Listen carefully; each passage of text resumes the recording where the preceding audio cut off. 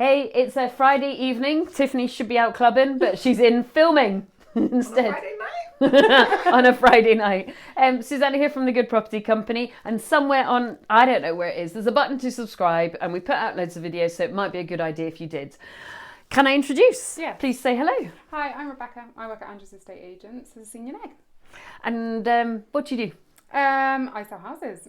And she works with Ash and has done for 3 years? Yep, and she's amazing. She's really good at her job. So I thought it might be really useful for you guys to understand what estate agents do want from us investors and what you do not want from us investors. Mm-hmm. What is good for us to hand... How do you like a house handed over?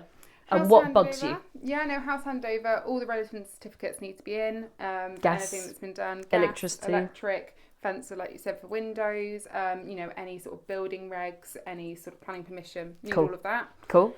That's a really important one, so we can advertise it legally. Yep. And then also having the property up together, so making sure it's clean, tidy, decluttered. If you can dress it a little bit with some cushions and throws and things like that. Heating on, fire on. Okay. Bit of music. Yes.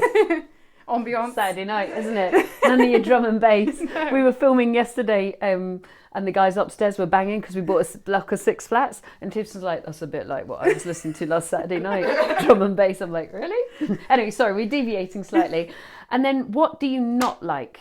I don't like houses that haven't been looked after in the sense of the things that could be done so easily. So keeping them clean and tidy, or just giving them a clean and tidy moment while we advertise. Making sure that again, that things aren't dressed properly. If it's a bit mismatched, it's hard to see past, it's cluttered. Again, kind of the opposites of what we like. That's very hard.